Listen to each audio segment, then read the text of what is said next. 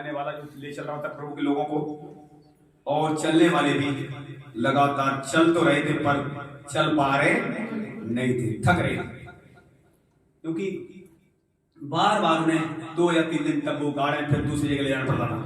तंबुओं को गाड़ना बार बार, हर महीने में किसी को कमरा खाली करना पड़ेगा तो कैसा लगेगा? आप देख सकते हैं इनके तंबू गढ़ते थे, फिर 2 दिन बाद यहोवा कहता था मूसा इनको आगे ले चल। मूसा भी थक रहा था और चलने वाले भी थक रहे थे। इसी तरीके से आपने देखा यीशु मसीह ने कहा है मत्ती 7:13 में, ये मार्ग कैसा है? सकरा है। इस मार्ग पर लोग आएंगे तो सही, पर चल पाएंगे थोड़े हैं जो चलेंगे वो जीवन को पाएंगे। आप देख सकते हैं पुराने नियम में देख सकते हैं मूसा के साथ लोग चले, थोड़े चल पाए। नया नियम में लोग चल रहे हैं, क्या आप देखते हो कितना कुछ हमें सहना पड़ रहा है। एक सहने से बाहर निकलते हैं तो दूसरी समस्या आगे खड़ी हो जाती है, उससे निकलते हैं तो और। इससे ये बात ठीक है अगर यहोवा ना चले। आप देखिए यहाँ पर मूसा ने क्या कहा, मूसा ने कहा अगर तू हमारे बीच में आगे ना चले तो मैं जाऊंगा। यही हमें प्रार्थना अपने यीशु से करना चाहिए, नहीं तो हम भी चल पाएंगे। जब हम ऐसा प्रार्थना करते हैं तो यीशु हमारे आगे चलना पड़ेगा। यहाँ देखो मूसा क्या कर रहा है, विनती कर रहा है और कह रहा है अगर तू ना जाए मेरे आगे तो मैं जाऊंगा। तब परमेश्वर क्या कह रहा है, मैं आप तेरे आगे आगे चलूंगा और तुझे विश्राम दे दूंगा। तो ऐसी प्रार्थना अगर आप करते हैं तो जिम्मेदारी किसकी बनती? परमेश्वर बनती। यही मत प्रार्थना हम करते रहे। देखिए कई बार हम प्रार्थनाएं प्रभु चाहता है वो नहीं करते, हम और चीजों के पीछे भाग रहे हैं। कई बार हमें पता लगता है जो चीज हमारे पास नहीं है, खुदा को पता है चीज तुम्हारे पास नहीं है। अब सबसे बड़ी बात है क्या अपने आप को संभालने के लिए, खुदा के पीछे चलने के लिए आप प्रार्थना कर रहे हैं। हर दिन प्रार्थना आपको यही करनी चाहिए। अब ये लोग जब रास्ते में आप देख लो चल ना पाने से मूसा के साथ पानी नहीं ठीक से मिल रहा था, ठीक से ना चलने से पानी 3 दिन खाया पिया था कुड़कुड़ाने की वजह से। अगर ठीक से चलते कुड़कुड़ाते नहीं तो पानी पल भर में मीठा हो सकता था। फिर भी परमेश्वर ने मूसा से वो देखिए वो पानी क्या करवाया, मीठा करवाया। एक पत्ता बताया, फिर पौधा बताया डाल दे। लेकिन अगर ना कुड़कुड़ाते परमेश्वर तो सब कुछ कर सकता है, करता नहीं कर सकता है, उसके लिए कुछ भी असंभव नहीं का मतलब नहीं। अब इस बात को उन्हें पता था, उसके बाद भी कुड़कुड़ नहीं जा रहे थे। क्यों? ना सहने की वजह से। वो सह नहीं पा रहे थे इसलिए कुड़कुड़ा रहे थे। आज जब हम नहीं सह पाते तो हम नहीं कुड़कुड़ाने लगते। यहाँ तक देखो मूसा तक कुड़कुड़ाने लगा था, मूसा ने भी हानि उठाई लिखा हुआ है। तो कई बार जब कलीसिया वाले लोग डिस्टर्ब करते हैं पासवान, उसको पासवान क्या करते हैं, वो भी हानि उठाते हैं, कदम उठाते हैं। फिर कहते हैं भाई लोग, अब देखिए कहीं भी कुछ आप समझदार काफी वचन जानते हैं, कलीसिया चेंज करने से आपका जीवन चेंज होने वाला नहीं है, फास्टर चेंज करने से चेंज होने वाला नहीं है। आपकी लाइफ जब ही चेंज होती है जब आप चेंज करना चाहते हैं। खुदा से अनुग्रह मांगना चाहिए, चाहे वो चंगाई हो चाहे लाइफ चेंज हो। अगर अनुग्रह मांगते हैं उसमें बढ़ते हैं तो निश्चय ही छुड़ाने वाला हमें वहां से छुड़ाता है। तो हमने देखा मूसा, अगर हम इसमें देखिए 32 की एक 32 निर्गमन में 32 का हम 30 से पढ़े। देखिए मूसा यहाँ क्या कह रहा है अपने लोगों से। दूसरे दिन मूसा ने लोगों से कहा, तुमने बड़ा ही पाप किया है, अब मैं यहोवा के पास चल जाऊंगा। संभव है कि मैं तुम्हारे पाप का प्रायश्चित कर सकूं। तब मूसा यहोवा के पास जाकर कहने लगा, हाय हाय, उन लोगों ने सोने का देवता बनाकर बड़ा ही पाप किया है। तो अभी अब तू उनका पाप क्षमा कर, नहीं तो अपनी लिखी हुई पुस्तक में से मेरे नाम को काट दे। यहोवा ने मूसा से कहा, जिसने मेरे विरुद्ध पाप किया है उसी का नाम मैं अपनी पुस्तक में से काट दूंगा। अब तू जाकर उन लोगों को उस स्थान पर ले चल जिसकी चर्चा मैं तुझसे की थी। देख मेरा दूत तेरे आगे आगे चलेगा, परंतु जिस दिन मैं दंड देने लगूंगा, उस दिन उनको इस पाप का भी दंड दूंगा। बस अब देख रहे हैं, परमेश्वर कोई भी गलती करता है उसको दंड देता है। इसलिए हम कभी पलटा जब लोग उसे नहीं लेते हैं तो आप ये ना सोचे आपने पलटा नहीं लिया, छोड़ दिया तो परमेश्वर ने छोड़ेगा। इसलिए बहुत जरूरी है उन लोगों से पलटा न लें जो हमें सता रहे हैं, ज्यादा जा रहे हैं, उनके लिए प्रार्थना करें कि परमेश्वर की निगाह लगी हुई सब पर। बाइबल बताती है जीवते परमेश्वर हाथों में पड़ रहा है भयानक। आज नहीं तो कल वो व्यक्ति पड़ेगा जो आपको ठोकर मार रहा है या प्रॉब्लम समस्या खड़ी कर रहा है। कोई भी व्यक्ति है जो आपको परेशानी पैदा कर रहा है, आप सह रहे हैं, आप प्रार्थना कर रहे हैं, आप पलटा नहीं ले रहे हैं, तो ये मत समझना कि परमेश्वर पलटा नहीं लेगा, परमेश्वर लेगा। उसने मूसा को नहीं छोड़ा, देख लो मूसा स्वर्ग में तो चला गया पर उसे हानि उठानी पड़ी और लाभ लेकर स्वर्ग में जाता है। याद नहीं जाता क्या लिखा हुआ इसमें? पहला कुरिन्थियों 3 में जल्दी से वचन क्या कह रहा है? पहला कुरिन्थियों 3 और उसका हम 10 से पढ़े। हानि लोग उठाएंगे जो सचमुच वचन में ठीक से नहीं चलेंगे। पहला कुरिन्थियों 3 का 10। परमेश्वर ने उस अनुग्रह जो मुझे दिया गया, मैंने बुद्धिमान राजमिस्त्री के समान नींव डाली और दूसरा उस पर रद्दा रखता है, परंतु हर एक मनुष्य चौकस रहे कि वह उस पर कैसा रद्दा रखता है, क्योंकि उस नींव को छोड़ जो पड़ी है और वह यीशु मसीह है। कोई दूसरी नींव नहीं डाल सकता। यदि कोई इस नींव पर सोना या चांदी या बहुमूल्य पत्थर या काठ या घास या फूस का रद्दा रखे तो हर एक का काम प्रकट हो जाएगा, क्योंकि वह दिन उसे बताएगा, इसीलिए कि आग के साथ प्रकट होगा और वह आग हर एक का काम परखेगी कैसा है। जिसका काम उस पर बना हुआ स्थिर रहेगा वह मजदूरी पाएगा। यदि किसी का काम जल जाएगा तो वह हानि उठाएगा, पर वह आप बच जाएगा, पर जलते चले। बताइए, ये सब लोग वचन सुन रहे हैं। अब सवाल ये क्या सबकी लोगों के वचन समझ में आ रहा है क्या? अब जो वचन समझ में नहीं आ रहा है उसे लाभ हो सकता क्या? अब बताइए, यहाँ पर कुछ बहनें ऐसी हैं, कुछ भूमि ऐसी है, कितना मर्जी वो उगता, उसे कौन सी भूमि बोलते हैं?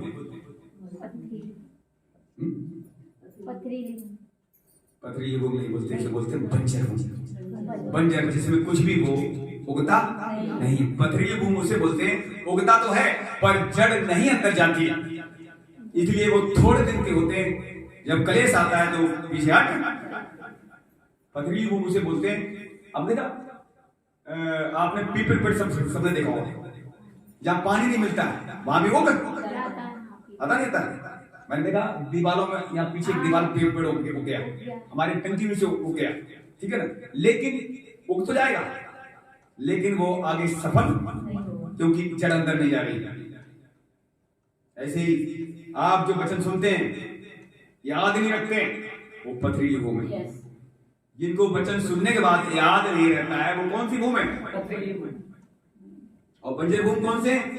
कुछ भी सुनो और कुछ भी समझ में ना आए, वो है बंजर भूमि। जैसे आपने देखा गांव में बहुत सी बंजर भूमि है, वो वैसे खाली पड़ी, वहां कुछ ना तो किसान बोलता है ना कोई जोतता है, बोलने को क्या बोलते हैं? बंजर भूमि। तो आप इस बात को समझे, बंजर कौन है, पथरीली कौन है, पथरीली कौन है और झाड़ी वाले कौन है, ये भी आप जानते हैं। झाड़ी वाले कौन है? जो करते हैं, बीज बोने वाला बीज आया, पहले से झाड़ियां थी, झाड़ियों को बोया गया, बीज तो होगा पर झाड़ियों ने उसे बढ़ने, झाड़ियों क्यों झाड़ी थी वहां, झाड़ियों ने दबा दिया, इसलिए उसमें फल नहीं आए। अभी झाड़ियां कौन है, किन्हें दर्शाता है? चिंता है, मेरे साथ ये हो रहा है, मेरे साथ वो हो रहा है। कलीसिया बताते हैं पर ध्यान से वचन न सुनने की वजह से वो बढ़ पाते, चिंता में दबा देती वचन को, इसलिए वो फलवंत नहीं होते हैं, ना तो फल आएंगे ना ही वचन बढ़ेगा, जिन्हें बोलते हैं झाड़ी वाली। अब आप समझ सकते हैं झाड़ी वाली कौन है, जो ज्यादा चिंता हटा नहीं पाती। चिंता कोई भी हो सकती है, लेकिन वचन के समय अगर आप ध्यान से वचन सुनते हैं अंदर जाता है, चिंता नहीं करते हैं। प्रभु ने क्या कहा? आपने कई बार लिखा हुआ है, सारी चिंता मुझ पर, मुझे तेरा ध्यान लिखा है। कई जगह लिखा हुआ है, लेकिन हम इस शरीर में हैं, चिंता तो आई नहीं। पर सवाल ये क्या आप हटाते हैं? प्रार्थना करते समय, वचन सुनते समय उन्हें हटाते हैं तो खुदा काम करके दिखाएगा। चिंताएं दबाती हैं वचन को, तो चिंता हम हटाएं। झाड़ी वाले ना बने, पथरीली मुंह वाले ना बने। मार्ग के किनारे वाले कौन है?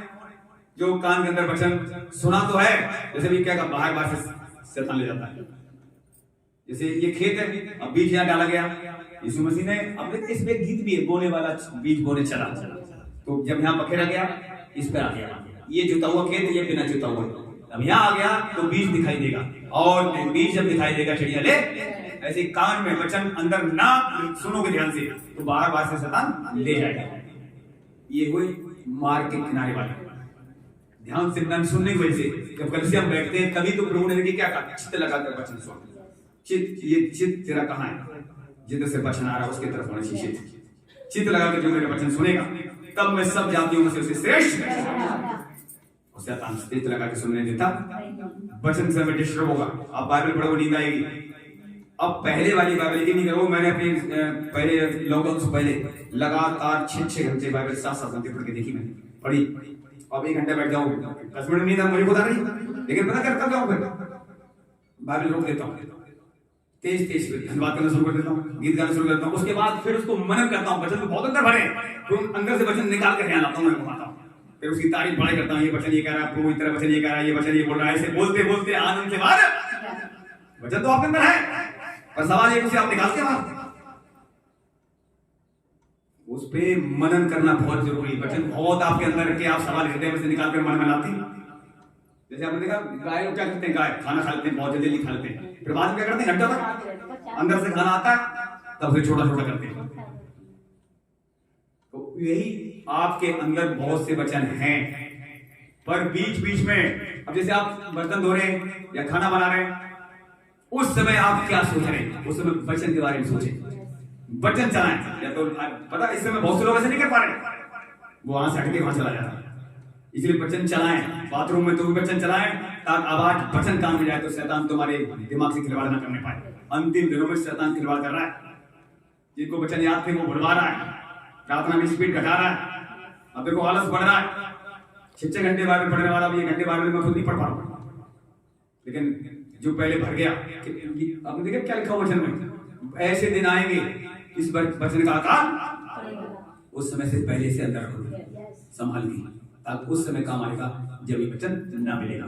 अब मान लो सपोर्ट करो, अभी नेटवर्क सब ये सिस्टम खत्म हो जाए, ये प्रोग्राम खत्म हो जाए, और बाइबल भी आगे प्रिंट होना बंद हो जाए, बाइबल भी ना मिले, तब आप क्या करोगे? तभी वो काम आएगा। और ऐसा होगा, कलीसिया उठने के बाद ऐसे होगा, बता रहा हूं, जब तक कलीसिया यहाँ है, पवित्र आत्मा यहाँ है, तब तक सब कुछ आपको दिया। जैसे ही कलीसिया यहाँ चली गई और जो लोग रह गए, बहुत ज्यादा खतरे में जाएंगे। कलीसिया चलता हूं, इसलिए परमेश्वर कभी पता क्या कर रहा है, मैं फिर आपको बताना चाह रहा हूँ। अब कल से मैं नाइट प्रार्थना फिर बैठा हूँ, मैंने कहा प्रभु तूने फ्री किया, हर दिन नाइट प्रार्थना बैठा, नाइट प्रार्थना में बैठा, आके सोया। उसके बाद पता लगा कि 6 बजे अलार्म बजा, सबके बच्चे सो रहे थे, 3 घंटे शायद सो पाया। उसके बाद फिर सोने में जाएगी, और फिर अब दिन में प्रार्थना खत्म होगी, फिर 2 घंटे सोऊंगा, फिर नाइट प्रार्थना फिर बैठना। कहने का मतलब ये, अब जो कर सकता है नाइट प्रार्थना उसे तो करना चाहिए, अब जो नहीं कर सकता अपना कोठा उसे भी 2.5 घंटे पूरा करना चाहिए। समझ रहे हो? इसमें आपका ही फायदा है। हर व्यक्ति, अगर कोई बहन रात में बैठ रही है प्रार्थना में, अगर आपके बच्चे बड़े बड़े हैं, छोटे नहीं है, तो रात को बैठ सकते हो। दिन में अपने काम निपटा के दिन में 1-2 घंटा सो लो। नाइट प्रार्थना वो प्रार्थना है हर एक बंधन तोड़ती। दिन वाली प्रार्थना है वैसी प्रार्थना नहीं है जो नाइट में होती है। रात में सब शांत, जब सब शांत होते हैं तभी शैतान का काम करता है, जब सब शांत होते हैं तब यहोवा भी काम करता है। दोनों काम उसी समय कर पाते हैं जब माहौल शांत होता है। समझ रहे आप? शैतान भी उसी में उथल पुथल मचाता है जब सब सोए होते हैं, और उसी समय पवित्र आत्मा भी रात में सुलेमान को दर्शन दिया था। देखो सुलेमान दर्शन कब आया? रात में। अय्यूब पे कहता है वो तो रात में बातें करता है, लेकिन रात में बातें करेगा कैसे? जो दिन भर यहोवा से बात करेगा, रात में भी यहोवा तुमसे बातें करेगा। अब दिन में आप क्या कर रहे हैं? वही चीज रात में आएंगे। इसलिए बहुत जरूरी है। अब आप ना जिनके बच्चे बड़े हैं सचमुच अपना काम निपटा के खुदा के साथ समय बिताओ। अगर आप चाहते हो मेरे परिवार की उन्नति हो, कलीसिया की उन्नति हो, ज्यादा से ज्यादा समय खुदा के साथ बिताओ ना। देखिए आपकी वजह से औरों पर ब्लेसिंग आ जाएगी, आपकी प्रार्थनाएं औरों को बना देंगी। मूसा ने देखिए क्या कहा, जब अगर तू इनको क्षमा ना करे तो क्या करे, मेरा नाम जीवन की पुस्तक से। इतना प्यार क्या अपनी कलीसिया साथ करते हैं? हालेलुया। क्या करते हैं? इतना प्यार अगर अपनी कलीसिया से करते हैं तो सबसे ज्यादा बेदारी तुम्हारे अंदर आने वाली। मूसा के अंदर सबसे ज्यादा बेदारी आई थी, क्यों आई थी? उसके शब्द सुनो, अगर तूने क्षमा ना करे तो मेरा भी जीवन से नाम निकाल दे। कितना बड़ा शब्द में जान है। और ये सुनकर यहोवा ने उत्तर दिया, देख तेरा नाम तो नहीं काटूंगा। जब आप कलीसिया से प्यार करते हो तो क्या खुदा तुम्हें कलीसिया दूर करेगा? कभी नहीं करेगा। वो तो कलीसिया से सबसे ज्यादा प्यार अपनी जरूरत से पहले से करता है। वो नहीं चाहता कोई कमजोर बने। लेकिन कमजोर कैसे बनते हैं? अपने वजह से लोग हानि उठाते हैं, प्रार्थना न करने से, ठीक से न चलने से लोग हानि उठाते हैं। और जब मूसा ने ये बात कही, प्रभु ने देखी साफ कहा, मैं उनका नाम नहीं काटूंगा जिन्होंने मेरे विरुद्ध पाप, तेरा नहीं काटूंगा। फिर आगे देखो, जब आगे आपने देखा मूसा से गलती हुई। जब हड़बड़ी ज्यादा हो रही है तो कोई भी व्यक्ति ठीक चलने वाला भी गलती कर सकता। आप अगर ठीक चल रहे हैं, आपके परिवार में सब गड़बड़ी फैला रहे हैं, शैतान क्यों फैला रहा है गड़बड़ी? ताकि तुम भी गलती करो। और शैतान वहां गड़बड़ी क्यों फैला रहा था? मूसा गलती हो, ताकि मूसा बहुत से लोगों को कनान न पहुंचा पाए, इसलिए गड़बड़ी हो गई मूसा से। और परमेश्वर को आप जानते हो, उसने कहा अब तू नहीं जाएगा, अब यहीं से देख ले जो देखना है, अब यूसुफ ले जाएगा। हालांकि खुदा के काम कौन रोक पाएगा? आप नहीं करोगे, हम नहीं करेंगे, कोई दूसरा आ जाएगा। उसके पास लोगों की कमी। एलिया क्या कह रहा है? अब तो सिर्फ अकेला खुदा मैं ही बचाऊं और मुझे भी मारने के लिए लोग पीछे घूम रहे हैं, तू कहां सो रहा है? जलन हो गई मुझे यहोवा से, ऐसी शिकायत कर रहा है।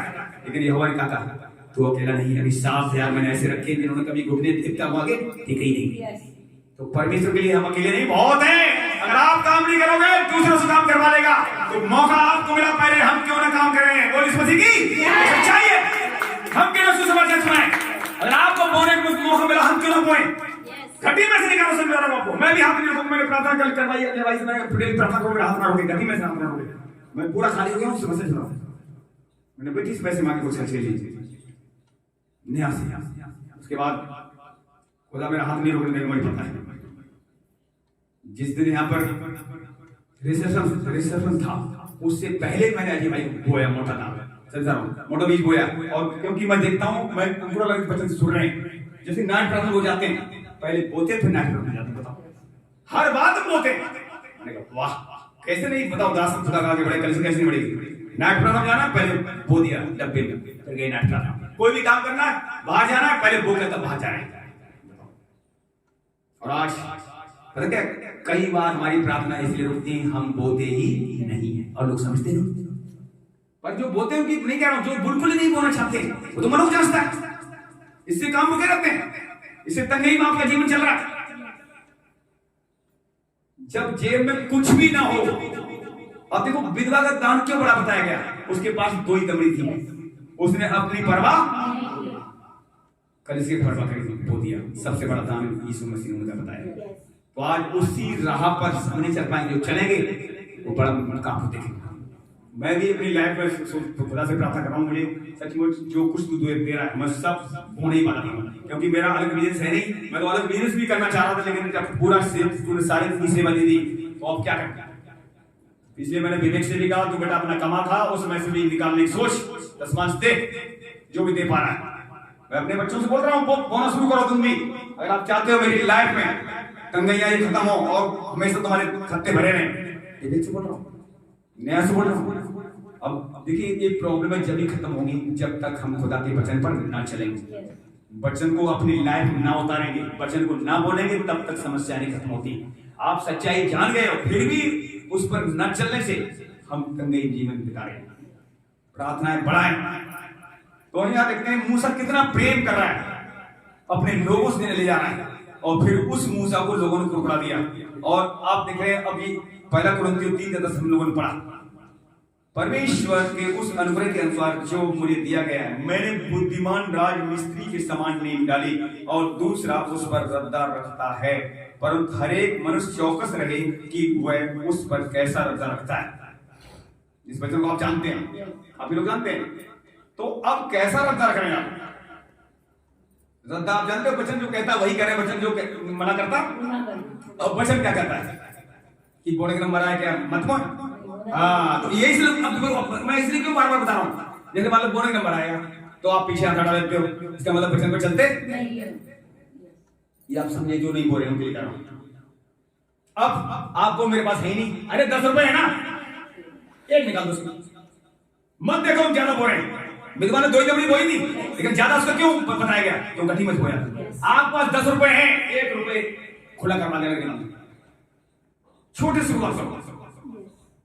10 रुपए में 1 रुपए खुदा मेरा नहीं तेरा निकाल रख दिया। जब आओ संडे को, हर दिन आपने मान लो 10 रुपए आपके पति दिए कमा के, 10 रुपए 1 रुपए निकाल, मैं ज्यादा निकालू।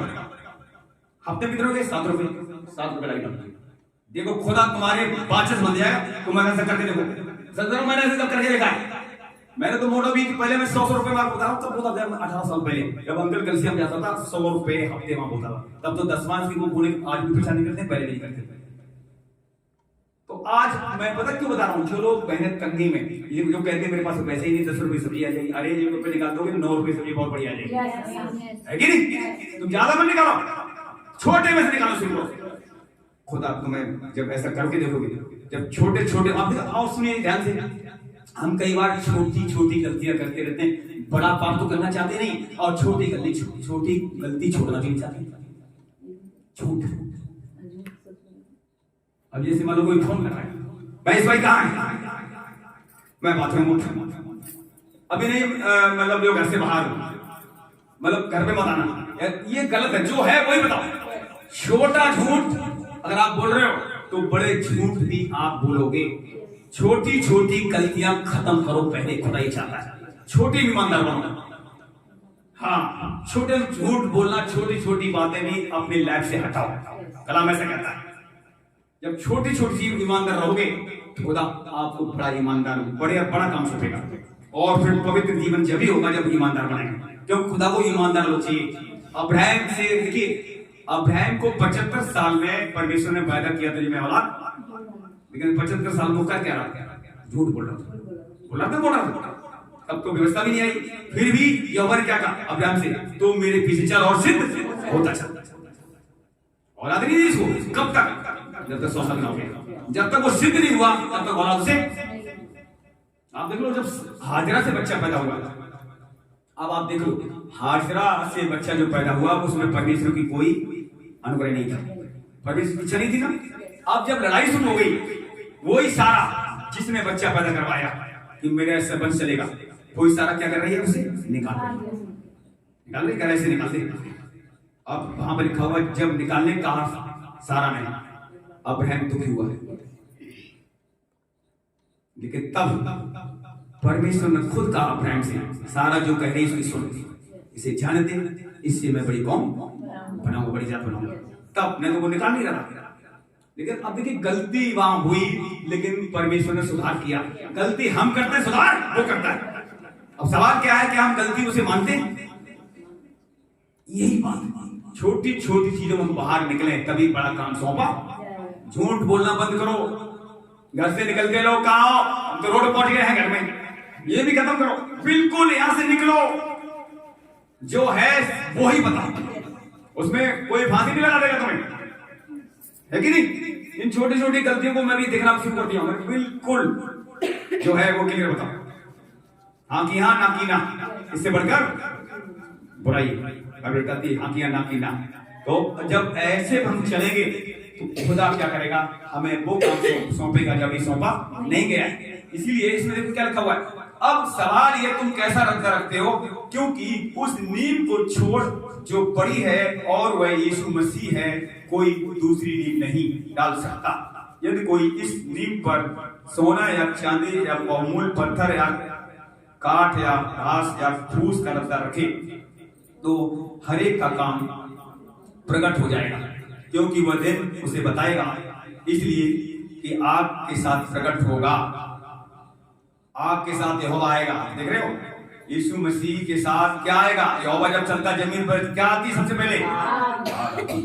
पीछे वो होता है, नाम कहता है जब एलिया से मिलने आया जमीन पर यहोवा, बड़े बड़े भूडोल होने लगे, पहाड़ियां टटकने लगी, चट्टानें टूटने लगी, उसके बाद आंधी आई, पहले भूडोल आए, फिर आंधी आई, फिर आग आई, उसके बाद यहोवा आया। तब वो कहता है हे एलिया तेरा यहाँ क्या काम है? धीमी आवाज में बोलता परमेश्वर और हम चिल्लाते।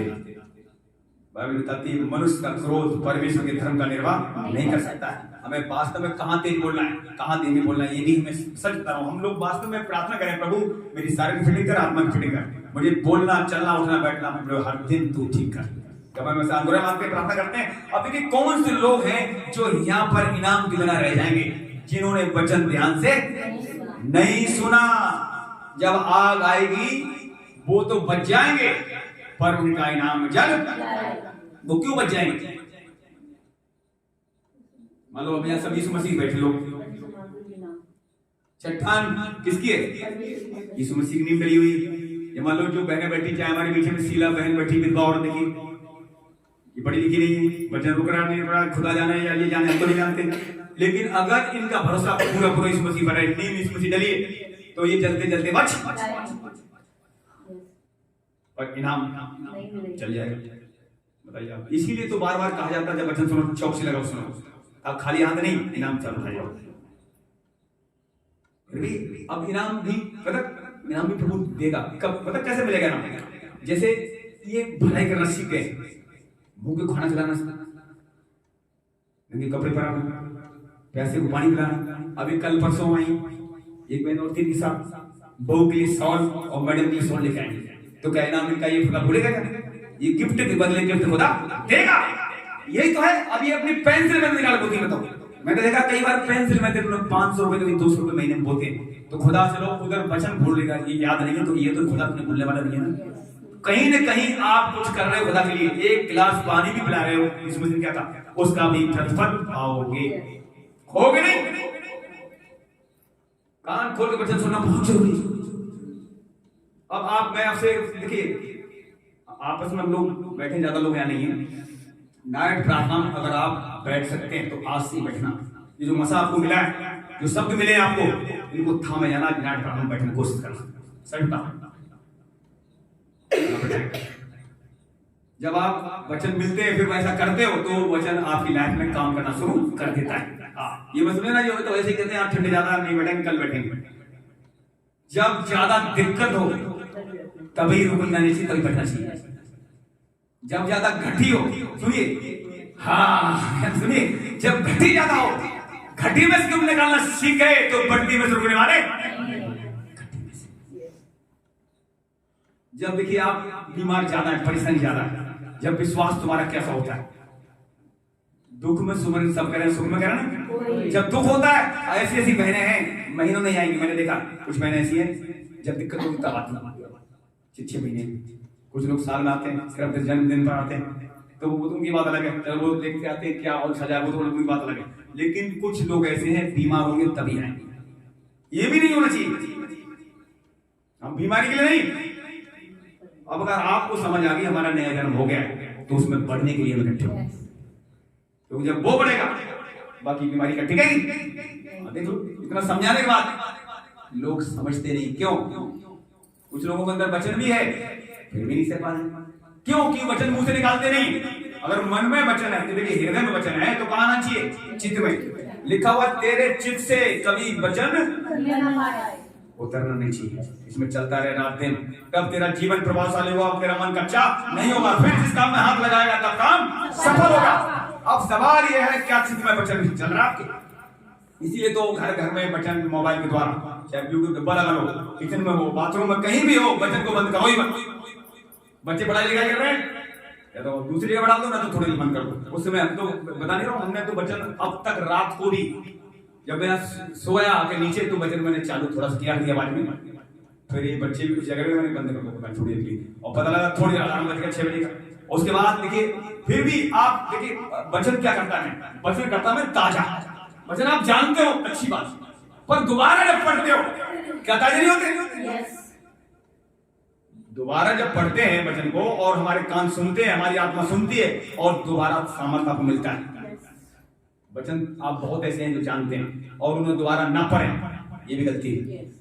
दोबारा वचन पढ़ें। अब देखिए कई वचन ऐसे हैं जो आपको ना पढ़े तो भी भूलते नहीं भूलते ना। अब वो भूलते क्यों नहीं है? क्योंकि वो वचन आप उस वचन से बहुत प्यार करते हैं। आपने उस समय वो वचन थामा था, उस वचन जैसे रिसीव किया जब आपने वो वचन को, उस वचन से आपको ऐसी मोहब्बत हो गई है, वो वचन कहीं भी चलते बोलते होंगे और आपको लगता होगा ये वचन मेरे लिए बहुत अच्छा है कि नहीं? वो सब और आपकी लाइफ में काम भी किया उस वचन या नहीं किया? तो इसलिए उन वचनों को जब जरूर बोलें जब आप प्रार्थना करते हैं। कौन सा वचन कहां बोलना है ये भी पता होना चाहिए। कर्जे हैं तो कौन सा वचन बोलना चाहिए, बीमार है तो कौन सा वचन बोलना चाहिए, या और डर आ रहा तो कौन सा वचन बोलना चाहिए। बहुत से ऐसे वचन हैं कहां कहां बोलना चाहिए ये आपको पता होना चाहिए। और जिसे ये बात पता लग गई वो शैतान को परास्त करता चला जाएगा। शैतान खड़ा नहीं हो पाएगा। शैतान ने देखिए आप वास्तव में आपको घबराने की जरूरत नहीं है। घबराएगा कौन? शैतान। वो तो इस बात को जान गया है इनके ऊपर तो पवित्र आत्मा का ठप्पा लग जाएगा। अगर इन्हें मैंने नहीं रोक पाया तो इनके अंदर आग तो बढ़ती चली, ये भी शैतान जानता है। वो जब अब तक नहीं रोक पाया तो आगे क्या हो सकता है? कलेश तो बढ़ेगा, मानता हूं, लेकिन अब देखिए आपको कलेश के वचन पता होना चाहिए। अब कलेश से बढ़ रहा है, कलेश में क्या कहा प्रभु ने? कलेशों में भी मैं तुझे छोड़ूंगा क्या? कलेश, क्या उपद्रव, क्या महामारी, जोखम, तलवार, ऊंचाई, गहराई, प्रधानता, सृष्टि की कोई भी वस्तु मसीह यीशु के प्रेम से तुझे अलग नहीं कर सकती, नहीं कर सकती। फिर कौन अलग करेगा बताओ? थोड़ी देर झगड़ा घर में हो भी रहा है, शांत रहना। कलेशों में भी प्रभु कह रहा तू घमंड बना के रखना। कलेश से धीरे धीरे से आशा से लज्जा होगी, वो पूरी आशा होगी। कलेश मैंने तो अपने घर में इतना कलेश देखा तो उसके घर में हुआ नहीं होगा। शैतान भी घबरा हुआ, क्या ये बंदा है कलेश में भी इसने यीशु को छोड़ा नहीं। आप भी घबराना मत, कलेश में भी एक फल आएगा निकल कर जो आपको मिलेगा। हमें किसी भी परिस्थिति में हो, तभी तो यहोवा वो परमेश्वर हमारा बाप मिल गया है। पर परिस्थिति कैसी भी हो, उस परिस्थिति में सब कुछ नया करने की ताकत है।